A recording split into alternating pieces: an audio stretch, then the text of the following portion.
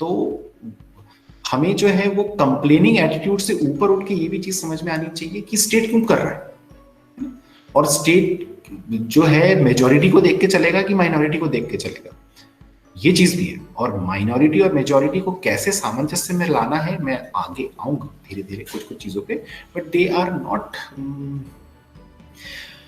Not full proof actually, क्योंकि usually human beings दूसरे के लिए नहीं सोच पाते, अपने लिए जरूर सोचते हैं।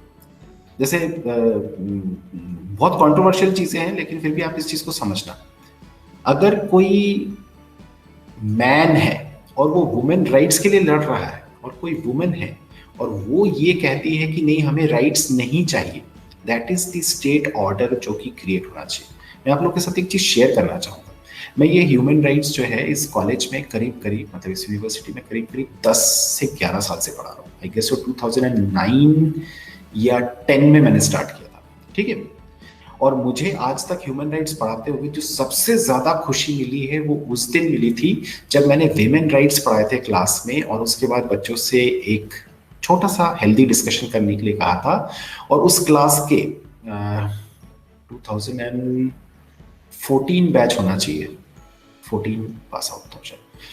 उस क्लास में जितने लड़के थे उन्होंने कहा था कि विमेन को राइट्स मिलने चाहिए, है ना, दे नीड स्पेशल राइट्स। और उस क्लास की एक एक लड़की ने कहा था कि हमें राइट्स नहीं चाहिए, women should not be treated in that way, they should be on equal platform, they do not need special rights. And I think so that is the moment which I will cherish in my life forever, that I could make the two different individuals respect each other's integrity.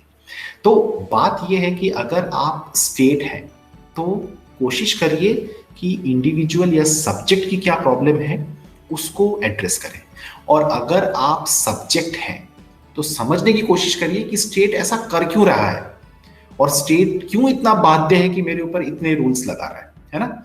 अगर ये चीज आप समझ पाओगे तो आप हमेशा better human being बन पाओगे। अगर ये चीज आप नहीं समझ पा रहे हो तो अपनी नैया के लिए तो हर कोई भैयारी मचाता है ना, लेकिन अपनी छोड़कर दूसरे की तरफ से सोचना सीखेंगे तब जाके बेटर ह्यूमन बीइंग्स, तब जाके बेटर वर्ल्ड ऑर्डर बना पाएंगे।